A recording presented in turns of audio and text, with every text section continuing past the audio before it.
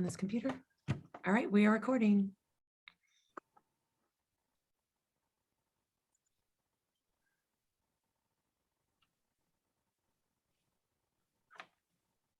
Okay, well, Mrs. Schenkelberg, if you want to share our screen so we can get started this evening. Absolutely, here we go. And let me put it on present mode.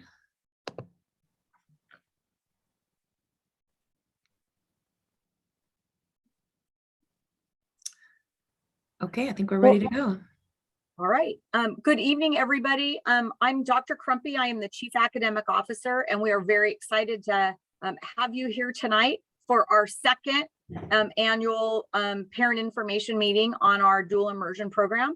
And we are going to kick the meeting right off with a short video for you. Okay, and if we can have everyone just turn off their cameras, so hopefully the video will not be glitchy. So I'm gonna turn off my camera. Okay, here we go. Being biliterate in today's world is so important for our students and for our community. Dual immersion is a program where we have half of the students in the class are native English speakers and half are native Spanish speakers. Dual immersion has been such a wonderful addition to our campus. I really enjoy the diversity and focus on language and the celebration of language. Students don't learn language by forcing it, by having them memorize vocabulary, stand there, open a workbook, and be able to just recite things. They have to internalize it. The research shows us that you become biliterate and learn a second language when you are literate in your first language first. I think that by having our native speakers be the model peers, they have something that our other students don't. They already have the target language, which gives them an extra boost of confidence and really celebrates the language that they already have and helping them hang on to that language and celebrate their culture. The model that we use is a 90-10 model to start. And that means that 90% of the time, students are being immersed in Spanish language. 10% is in English. That next year it moves into like an 80-20 model, a little bit more English, until they get to the 4th grade. And in the 4th grade, it is 50-50. While the research really shows that it might take a little bit more time to learn both how to read and write in Spanish and in English, by the time they get to 3rd grade, not only do our dual language students tend to not only catch up to their English only peers, but they tend to surpass them because the way that they've thought about language and in 2 different structures really helps them translate to kind of those higher level critical thinking skills. At first, there was a little bit of a struggle, but now, halfway through the year, he is showing that he is grasping on to everything that he's learning. I think what's wonderful about the dual immersion program is that we have the opportunity to focus on academics, but also the social emotional piece, and then tie it all together with a cultural experience. It's just always been a passion of mine, being able to incorporate what I'm teaching as well as my culture, my language. So hopefully it inspires them to take French, to take Italian, to take Japanese, to take Korean later in high school. Seeing how much they've grown in learning Spanish and how often they want to practice it with me. When I come into the classroom, greeted in Spanish, asking a few words. So much has changed in the few short months that they've been a part of this wonderful program.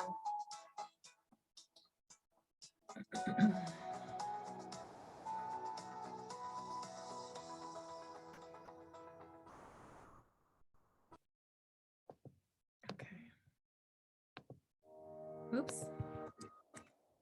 All right, let's turn our cameras back on and Dr. Crumpy. Okay. Well, there we go. So thank you for viewing our brand new little information video. I just want to welcome everybody again. And for those of you that missed out, I am Dr. Crumpy. I'm the Chief Academic Officer, and we are so excited. Last year when we held this meeting, we didn't know what to expect. We were hoping for one class at each of our 2 elementary schools, Carr and Torrance Elementary, but we didn't want to turn anybody away. And we had such a nice interest that we were able to double that and increase the program size. So this year we have 2 classes at both Carr and Torrance Elementary, and we're hoping to replicate that moving forward. While most of the introductions this evening are going to come as the people speak, we do have a lot of supporters here that I also want to introduce. Our Senior Director of Elementary Schools, Dr. Edon Kim, our Director of Curriculum that has been so integral in all of the training for our teachers, Kara Heinrich, our intervention resource support at Carr Elementary, Aaron Rojas, and our jack of all trades enrollment expert, and we'll be doing the bilingual Spanish session after this, our parent education coordinator, Dr. Nancy Gutierrez. And so thank you for those people that are coming out to support our program and answer any questions that you have this evening.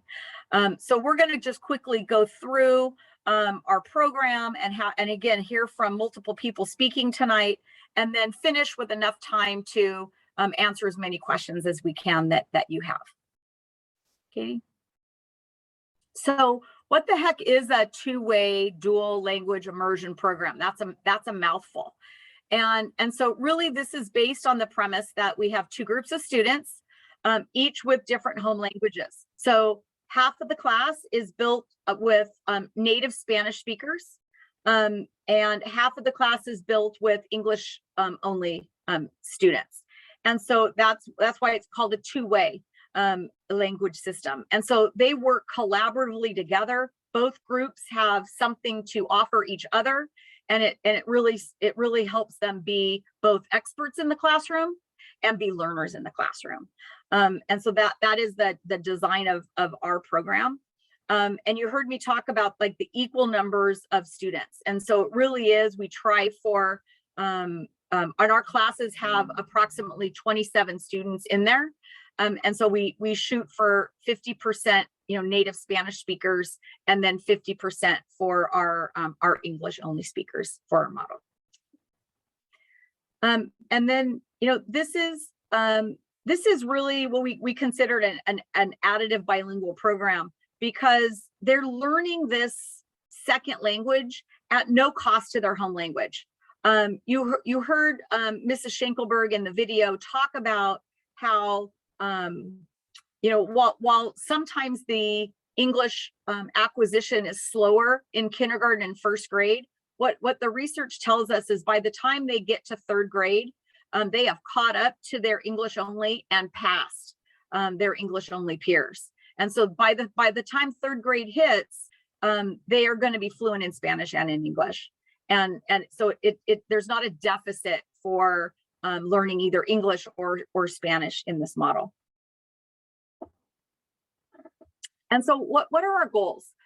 We really want these students to be bilingual, biliterate, but as I mentioned, not at a cost to being at grade level in their academic achievement. This is a rigorous program. They will be learning the standards for the state of California in math, English, science, social studies, all of our additional visual performing arts, physical education, in addition to Spanish language arts, and the socio-cultural competence. There's a huge arm of this where they learn about other cultures and have the respect and the responsibility of growing up in our global society today.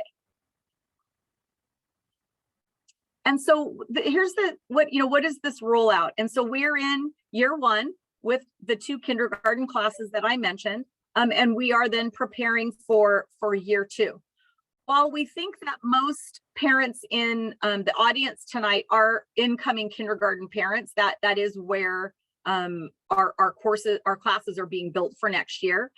We do often get questions about the first grade. Can we join in another grade level? And the answer is that if there is space available in our two existing kindergarten classes as they move into first grade, students can join into this program. The research behind language acquisition does support that it is okay for somebody that has been in an English only kindergarten class to go into the first grade, and it works. After that, so it's only in the first grade will we let a novice Spanish speaker into the program. So if there are parents in other grade levels, that is a question, and we're taking a few phone calls. So I wanted to mention that. But you see that we are in year 2, and as we move all the way through,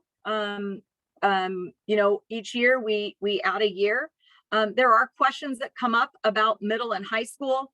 While we're not covering that as your incoming kindergarten parents tonight, there is a program that this actually does carry through in a little bit different fashion in middle school. We have a few years to design that, but we are expecting to have Spanish language arts and content courses in middle school.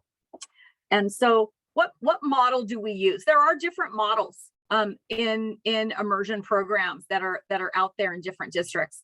And we picked the 90-10 model. As if you search for it, it will pop up. And we picked this model because the research says that this is the best way to do it. And that is, in kindergarten, your child will be learning in Spanish 90% of the time and English in 10% of the time. And so they still do have English language arts, but it is for a smaller portion of the day. And then you see with the chart that it gradually, the English content increases each year until they get into the 4th and 5th grade, where it is a 50-50 model. So if you consider the content areas, science and mathematics and social studies, they split that part of them, part of the content. So they may be learning science in Spanish. They may be learning social studies in English. So that would be an example of how that would be 50-50 with the content material. And so as I kind of talked about, why this model, and we're not really debating the other programs, but there are other options out there, and they're usually they usually move into other models because of a lack of available bilingual teachers. Many districts have to go with a 50-50 model to start, and the classes have 2 teachers. One teaches the English part, and a different teacher teaches the Spanish part, and then they switch. So the kindergarten program would have one bilingual teacher that would teach in the morning in one kindergarten class, in the afternoon in another class. And so that's the way that they can still do that program when there are limited availability of bilingual teachers. And so I think we've been so lucky so far. We hired half of our team already for next year. You're going to meet them tonight. One of them's already raising her hand. We were fortunate enough to hire them a year ahead, and then they have already been given the training, and so we have them ready to go. And in fact, of the other, we've actually already in the hiring process and already have one acceptance. We hope to do the same thing for next year, that we will hire an additional teacher for the 2nd grade so they can be participating in the professional development and ready to go. So that continuity of learning is there. The teams have a time to bond between the 2 schools and between their grade levels. And so we think we're really lucky and fortunate that we have found the quality teachers that you will be introduced to some tonight that have been so dedicated to this program's success. And with that, I'm going to stop talking, because you're probably more interested to hear from who your children's teachers are going to be next year. And so I want to turn you over to this amazing TUSD dual immersion team. Guys, take it over. So I just wanted to share a picture of some of our team members. These are our teachers that are at Torrance L and Carr Elementary.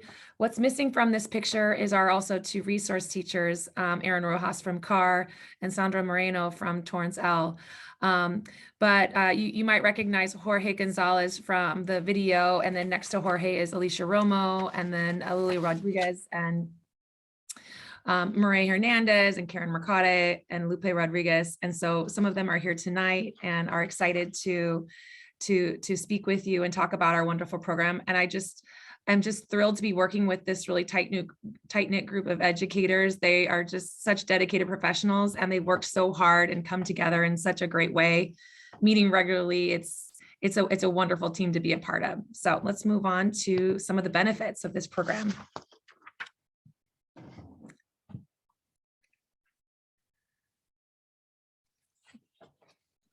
Sorry, I had to unmute myself. Buenas noches, soy la señora Rodríguez y soy maestra at Torrance Elementary. Good evening, my name is Elia Rodriguez and I'm one of the kinder teachers, the DLI kinder teachers at Torrance Elementary. So I'll be sharing with you the benefits for English learners. Native Spanish speaking children will develop English as a second language while enriching their native language. Did you know, given time, the stronger language minority students become in their native language, the more proficient they will become in their new language. So that's definitely a plus for these little guys to be diving into this dual language scene. Thanks, Elia. Okay, and I think Maria Hernandez is going to take this slide.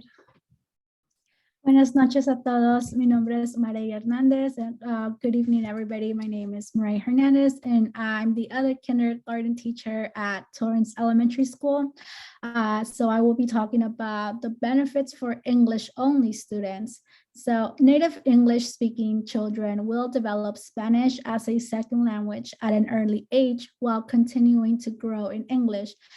And did you know that early exposure to a second language is consistently associated with better language skills in the second language? And English speakers develop proficiency in a new language, and their English skills are strengthened by this additional cognitive development. So, you know, in our Spanish class, a lot of these students are exposed to high academic vocabulary and learning all of these new, new themes, math, history, science, and all of that, and this high level of vocabulary, it actually helps them, expand their vocabulary in English as well, which is something that I've seen with all of my students right now. So I've seen a lot of benefits for English-only students this so far in the school year. Thanks, Marie. Hi, everyone. My name is Lupe Rodriguez, and I'm the first grade teacher at Carr Elementary. Buenas noches a todos. Mi nombre es Lupe Rodriguez y soy la maestra de primer grado en la escuela Carr. And I will be sharing about the benefits for all. So the benefits of dual language: it increases cognitive stimulation, increased problem solving and creativity, appreciation for diversity, increased listening and communication skills, higher level of engagement, and higher self-esteem and self-confidence. And I've seen all these in the students that I've taught in the past, and I'm super excited to be teaching this upcoming year. Nice to meet everyone. Thanks, Lupe. Okay. I think Dr. Joseph's going to talk a little bit about life at Torrance L. Okay. Hi, my name is Kelly Joseph. I'm the principal at Torrance L. And life at Torrance L on a daily basis, I think what you'll see a lot is that we really care about our students and their lives. Our days are very focused. We're very structured. But we like to have the students have fun at recess time.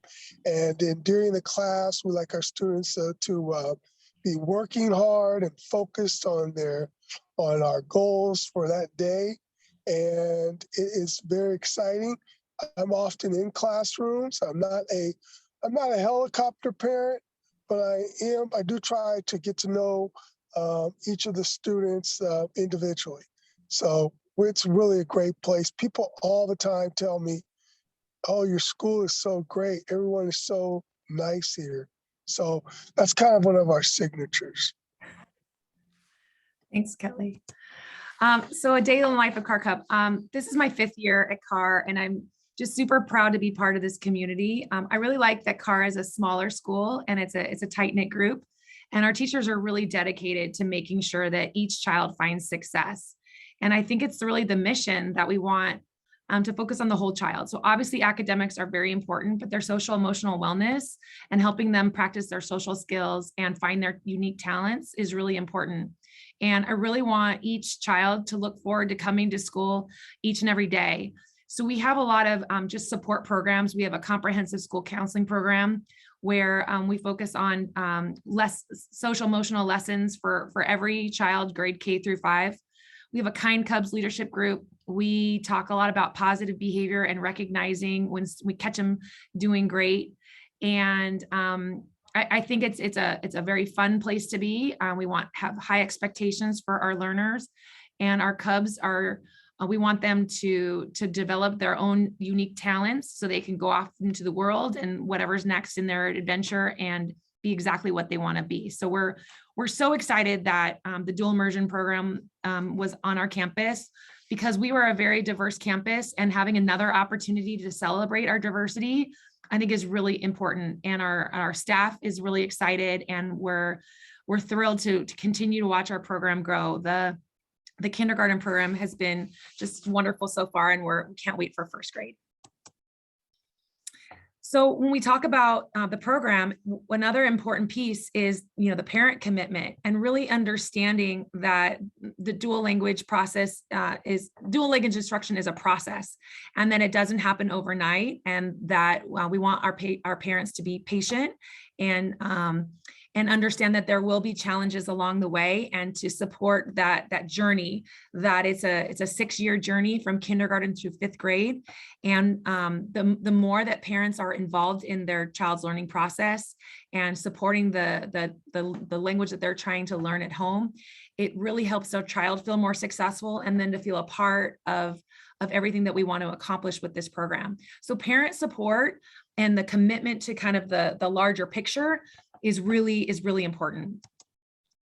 And one of the pieces of that is that it's a long-term goal, and it's over 6 years. And so if we kind of have the long-term goal in mind, some of the little bumps in the road when your child might come home frustrated or not understand, or you might get a homework packet of like, I don't know what we're doing, that we're going to work closely with the teacher so that you have the support that you need to help continue to encourage your child so that they feel successful and that you feel a part of it. So understanding the process of language acquisition and kind of the big picture in mind really helps to continue that encouragement and excitement of the journey ahead. And so what are we committed as a dual immersion program? It's really important that you understand that what are we focused on? And we really want to make sure that we're committed to the goals of obviously language acquisition, high academic standards, celebrating language and culture. But that despite all of that, the dual immersion program it's really important for them to feel part of our school community, and that both Torrance Elementary and Carr Elementary, that we love kids and we love working with kids, and we want to help them grow as individuals outside of the language acquisition. But also we're committed to that this model is grounded in research and best practice, and that the focus is on learning for all students and trying to provide lots of different enrichment opportunities so that they find success. We're also, again, committed to the high standards and the level of rigor, as we, obviously academics are important, and it's not just learning Spanish, but it's able to read and write in English and perform well in math, and learning all of the content standards for social studies and science. Those standards don't change no matter the grade level. It's in addition to that extra piece of learning Spanish alongside practicing English as well. And what I really like about our team is our commitment to continuous improvement, that we are always meeting to talk and reflect and talk about our practice and what's working and how to continually refine that. And I think that growth mindset of a team is really integral. It's an integral part of the success, and that has been so far this year for us. Oops. Okay, whoopsie. think I went too far. No, there we go. Okay. So if you are interested in enrolling in fall 2022 and you have an incoming kindergarten student, that's perfect. I know Dr. Crumpy also mentioned that if you have an incoming first grade student, if there is space available, we would also like to have you apply. We have a website at TUSD that talks about the dual immersion program. And I know Aaron Rojas is going to put the link to that website in the chat in just a minute. And it really goes through all of the frequently asked questions, lots of details about our program.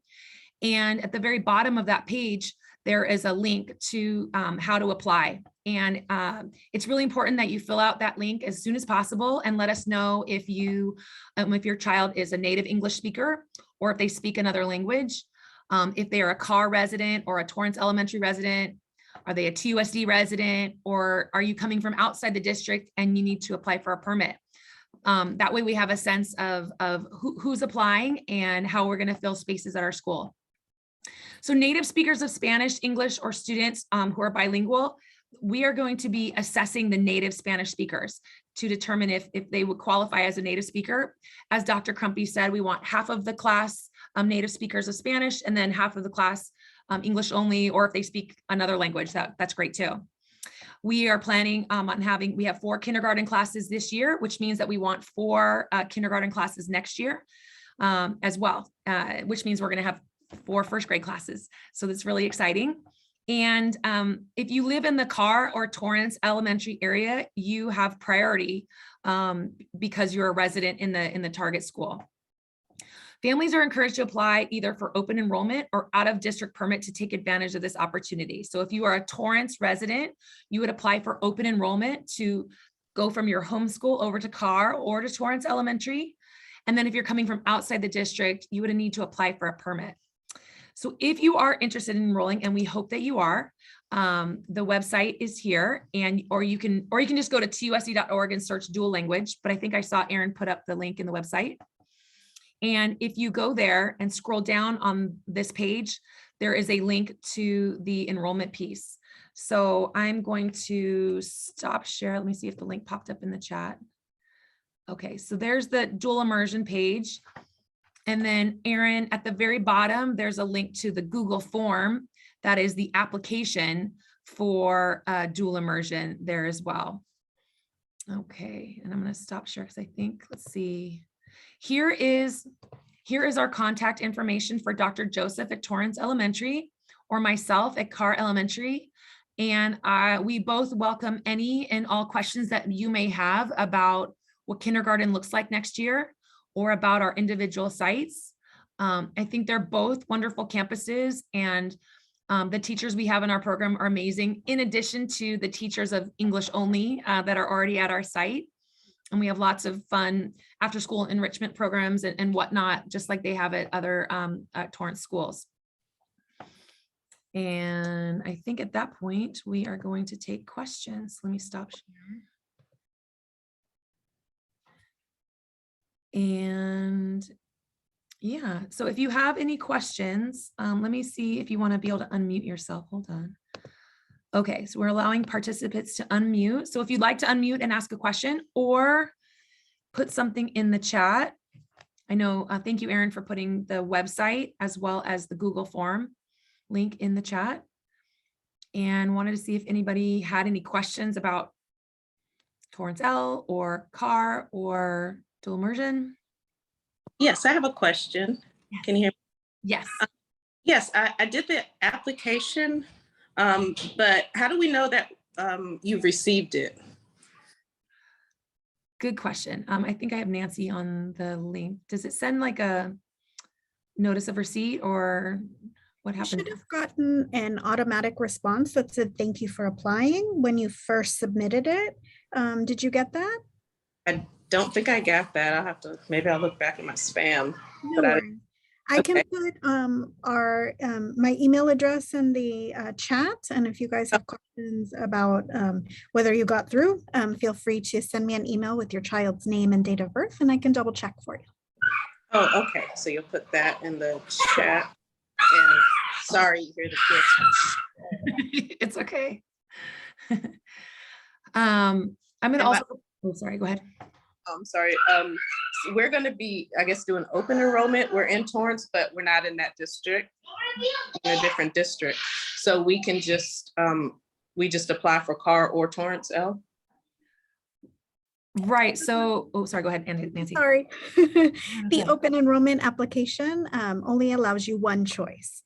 Pick one or the other, and depending on, you know, what you get into, we will make sure that that's there.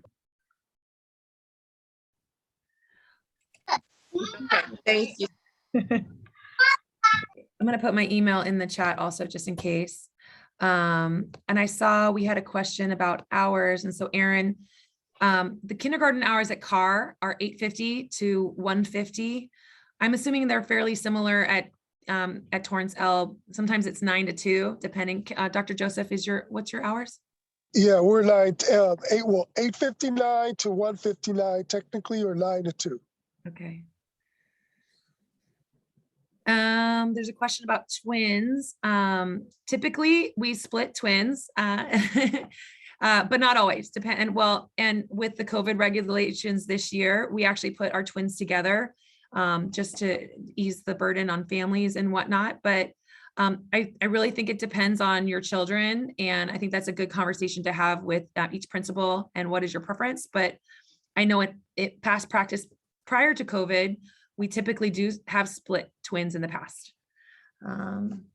Let's see. There was a question about before and after school programs at each of the sites. Okay. So at Carr, and I would imagine Torrance L similar, we have the after school club, which is run by the city of Torrance. The city of Torrance, oh, sorry, Dr. Crumpy, did you want to say anything? Go ahead. No, go ahead. I'm just going to add on when you're done. Oh, okay. So the City of Torrance program is after school, and it typically is for 1st through 5th grade, but we have been supporting our kinder students, and we actually have 13 kindergarteners that participate in that program right now. Before school, we have extended breakfast hours, and we start at 8 a.m. We are looking to possibly expand where we can. We also encourage families to apply for the YMCA. The YMCA is not currently on our campus, but if we have enough interest, then they could possibly do a program on our site. But we definitely have after school care and extended morning hours. And I would imagine that Dr. Joseph has something similar on his site. Yes, exact same thing. Okay. And I was just going to add, and it's a little premature, but the governor has provided monies to do an extended learning program for after school. And so we are planning on having some sort of additional opportunity from like 3 to, or when school gets out until 6 p.m. But as the governor's budget has come out and then the rules follow, we're just in the initial planning stages. It will be for the fall, but exactly what it entails and what the cost might be for some of the families, we may not know until closer to after spring break in April. So we apologize that I can't give you the exact information, but we are working as fast as we can as the governor releases the guidelines for the program. But that is an added bonus that there will be some sort of an after school opportunity from 3 to 6 p.m. That all signs indicate at both of these sites, at Torrance Elementary School and at Carr Elementary School. So look for more information to come on that, but it won't come until after you've done the work to, apply into the program. Nancy, one of the questions is, when is the testing for kids who apply as native speakers? When do we know the results? What does the test look like? So the testing will be done by our English language department. They will contact you individually. So one of the questions on the interest form, the application, does ask you if the child speaks another language. So if you indicated yes, Spanish, then the language department will set up an appointment with you to do the testing. And then pretty shortly afterwards, within a week or two, you should get a notice from them letting you know whether you passed the Spanish or not in terms of fluency. And then you should get an idea about the Spanish fluency. One of the comments said, I spoke with YMCA and they historically do not cover these schools, which is true because we tend to need 20 interested students and we sometimes fall short. I would imagine as our program continues to grow, interest in the YMCA could increase. So I always encourage families to, it doesn't hurt to put your name in that you're interested and that you would like them. And if we do have enough, they will run a site at our school. So it just depends. But bottom line is if we don't have the YMCA, we still have other options. Another question is deadlines that we need to be aware of. I want to say if you're a TUSD resident, you need to apply for open enrollment, hopefully by February 28th. Okay. And then I would say as soon as possible, put your name on the dual immersion application right now, because then it kind of goes in order of, CAR versus TE resident, then order of TUSD resident, and then order of permit. So the sooner the better. Can I ask a question related to if the child is actually speaking in other language, not Spanish, as a first language at home and not English? So will they be evaluated for the, this English as a second language capability, or do they consider as a native English speaker, that kind of test? Because I remember when my daughter started Torrance School, she has to go through that testing and set the same standard for the dual immersion program student. So really good question, and it's a little complicated, but for our native Spanish speakers, there are 2 tests that they have to take. Any student by law, both federal and state law, that has been exposed to a language other than English as they're entering school, we are required to assess them for their English proficiency level. That's a different test. It's called the LPAC, and they have to take that test. The test that we're talking about is specific only to assessing the level of Spanish to consider them in the 50% native Spanish side of the program. We had a great number of students that passed that it's kind of like a screener. It's a much simpler, shorter test than the English learner test that we have to give to students. They don't know how to read and write yet. That is not necessary, because 4-year-olds and kids turning 5, that's not expected that they know how to read and write.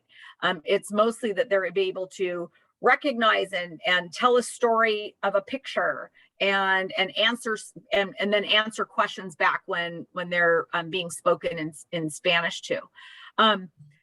And so if you think they are a native Spanish speaker and they don't pass the test, they're not eliminated from the program. They're just moved over to be considered and on the English only side of the program. And that works just as well for them to enter the program. Okay. One of the questions in the chat is it mandatory to complete kindergarten through 5th grade?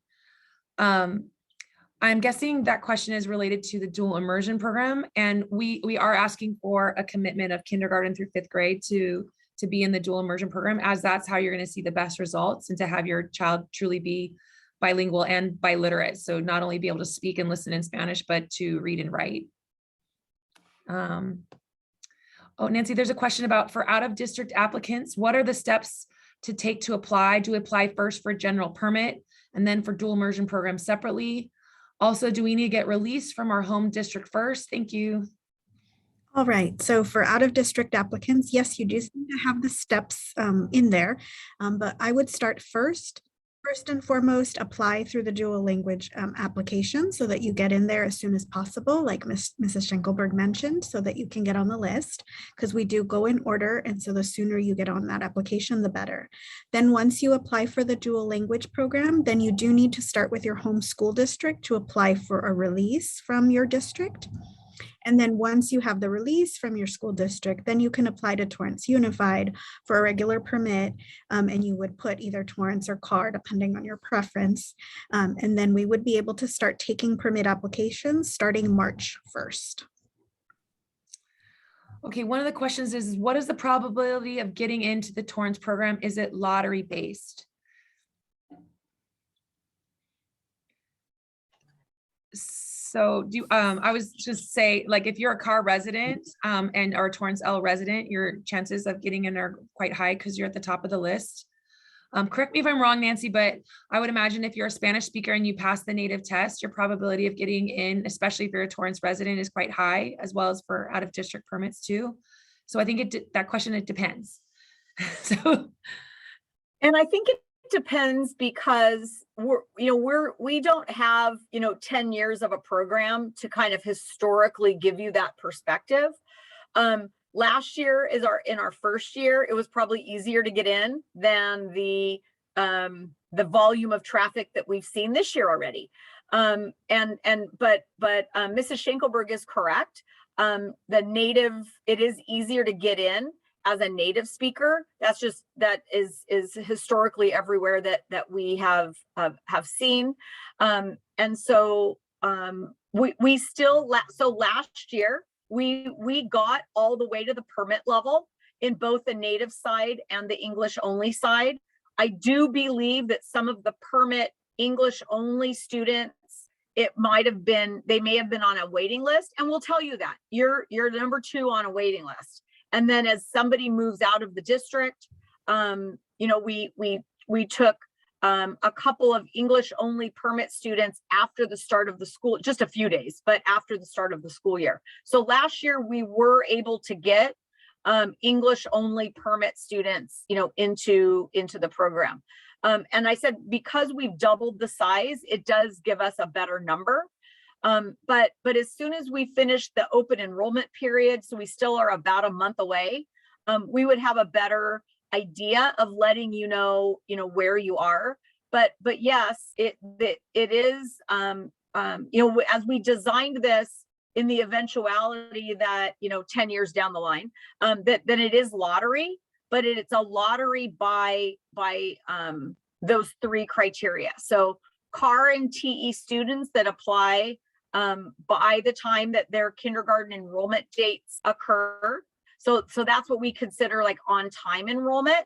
Then if they would take up every single spot and then there would still be too many, we would do a lottery. We don't think that that's the case, but we would do a lottery with the CAR and TE students first. More often than not, those students will get in. We'll then have our open enrolled students, and that we would have everybody in by their enrollment period, and then do a lottery, and then have a waiting list for that. And then the same for permits. So it would follow the same suit for the 3 criteria. okay. I see a hand raised. There we go. Hello. Actually, I'm following Dr. Crumpy. I'm sorry, I'll take off my camera. Dr. Crumpy's comment. I'm sorry, I just realized I have my Zoom background. I know that the teachers for next school year have already been hired. There's no, at this point, plan of hiring anymore, right? If in case the need does increase, what you're expecting, the 2 classes for each schools are going to remain for kinder and that's such for first grade. No, that's a good question. I mean, we don't want to turn a number of people away. And we shot for 1 each, and then we're able to double it. And so we have to see, but we really are planning on 2 at each. And then because what we're trying to come up with is a model that then, because in the future, this isn't for your children, but TK in the next few years is also going to be universal, and all 4-year-olds are going to be in school. So this program in a few years will probably start at the TK level. So if you have littles at home, and this is your oldest kid coming in, we're going to expand it that way too. And so we do have a size capacity so the plan is that each school would have 4 classes at a grade level. 2 would be dual immersion classes and 2 would be English only classes. But I mean, if we wind up with a huge crazy demand, we would definitely go back to the board and give them that information. We just haven't, we haven't seen that yet. we can't run classes with 15 students. We wouldn't be able to, to afford that. But we, we aim to please and support what our parents want. And I have a second part of a question, and I apologize. Just if I currently have my child who would be entering kinder is currently in TK. Do any of you have any experience or any expectations as to a child that's already been learning in English, what that would look like when they enter a dual language, considering that, they've been learning high frequency words, learning how to read, what you typically learn in TK and kinder. Do you have any experience of what that might look like for a kiddo that might be entering kinder? Yeah. Elia, did you want to speak to that? Hi, I'm the teacher, the DLI teacher over at Torrance Elementary. So you're saying that your child already has learned how to read in English and read some sight words? Right. I mean, that is actually, applaud to you and to the preschool, right? And that's actually a plus. That is a huge plus for us because they already know familiar sounds because the Spanish and English alphabet are pretty much similar. And they have that concept of what's it like to read? What does that mean? How do you do that? So it's huge. It doesn't actually hurt them. It pushes them way forward. So it's a plus.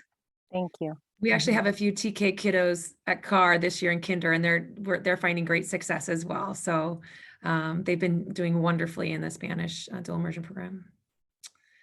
One of the questions is about homework. Will you please comment on the amount of homework that is sent home? I've heard a concern that there is a lot. So maybe Marae or Elia as kinder teachers, or even Lupe is about homework and the workload. So on day one of, before day one of, or the first start of the school day, we talked to parents about the importance of teamwork and how their participation in the learning is extremely important. And so, yes, there is homework and it comes in both languages. The amount of homework, it's like your typical kinder. I mean, each teacher is different. We work together as a team, we collaborate and such. However, each teacher does have, their own style as well. Marae, would you agree with that?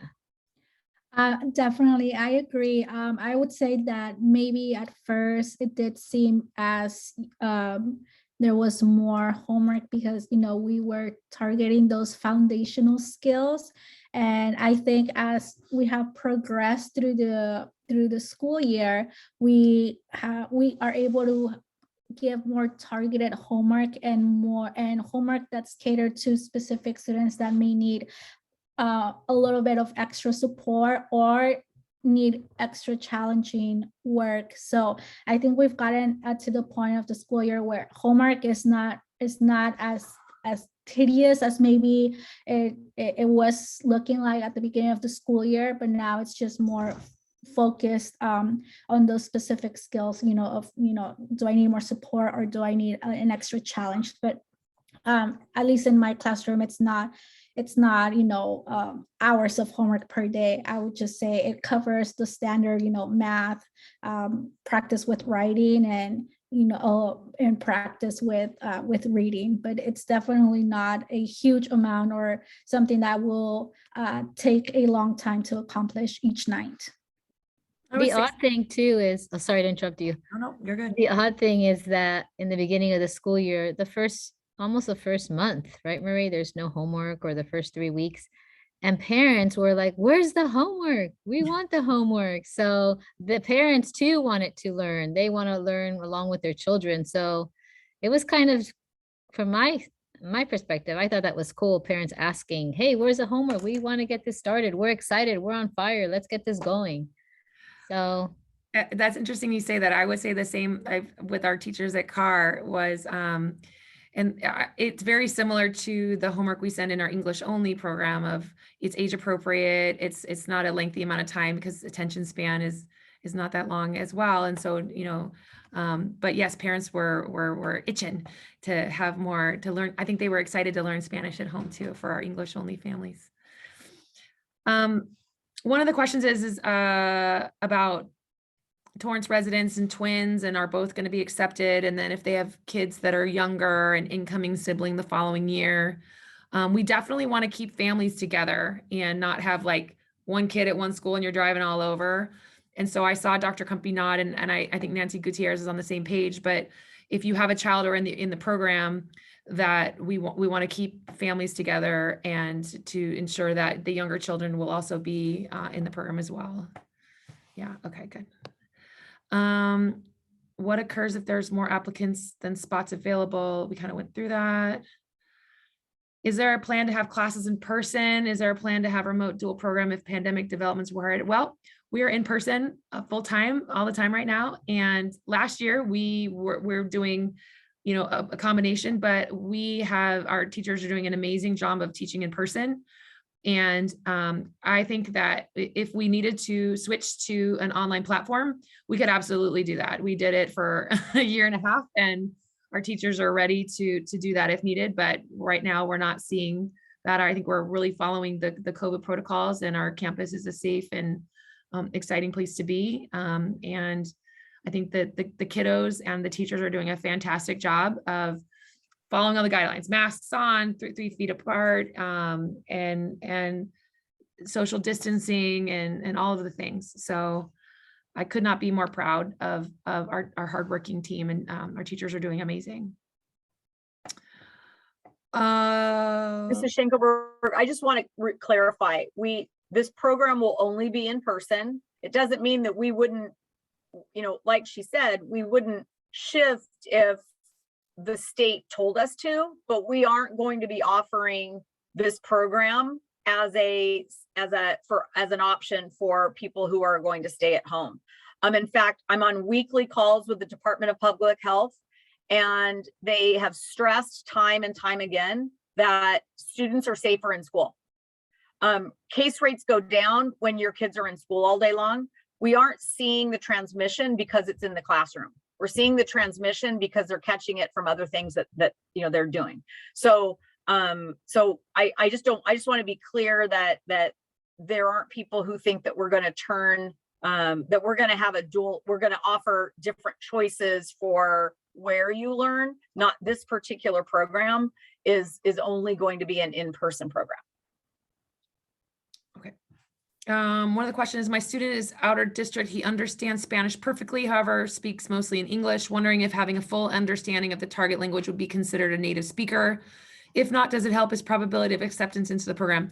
So I think Dr. Crumpy mentioned if he doesn't pass the native speaker test, that he would be considered for the English only side. So we wouldn't exclude them. And obviously having some foundational skills is always a plus in the success of learning the new language. So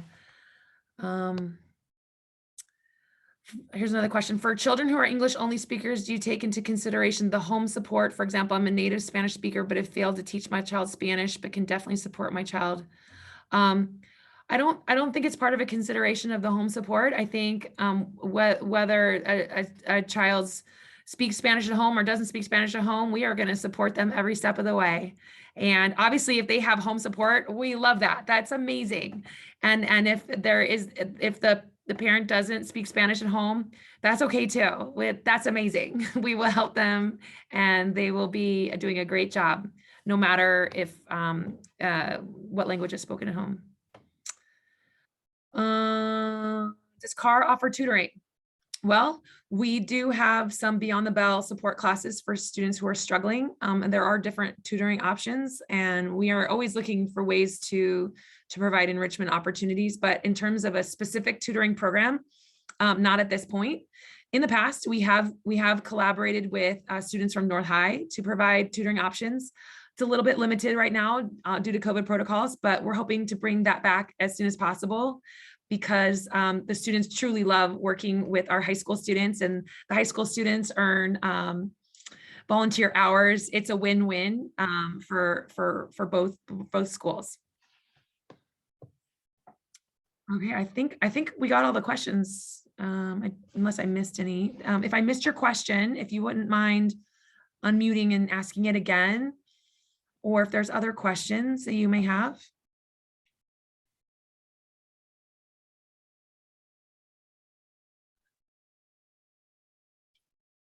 Well, okay, terrific. So we made it. We did it in our 1 hour that we thought that was our goal, to get you back to your families, and maybe you've delayed dinner and you can get back to, if you have older kids, their homework tonight.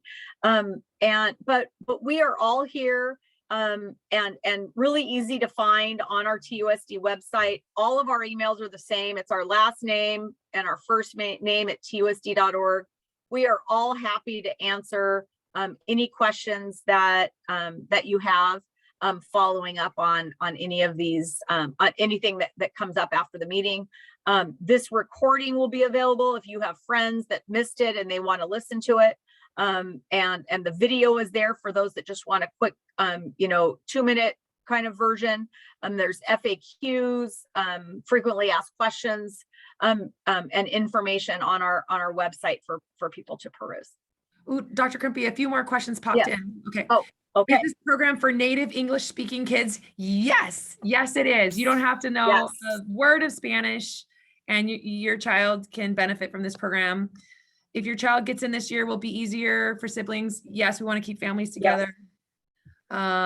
Student to teacher ratio. Did I hear there'll be 2 teachers, one doing Spanish, one doing English? So no, we don't team teach. It's the one teacher who is providing all of the instruction. I mean, they work together as a team, but they don't switch off. And the teacher ratio is a 27-to-1. And yeah. Okay, perfect. There, Aaron answered it. Okay. And I just want to thank everyone for coming. And I just have to end with saying, how jealous I am. Many years ago, there was a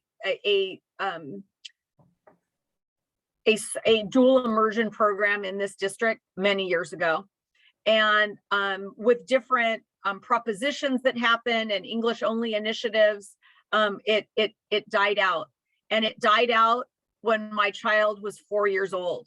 I was so excited and set. I even had a babysitter who spoke Spanish so that they would be, they started to be immersed in the language at a very young age. And I was hugely disappointed that the program went away.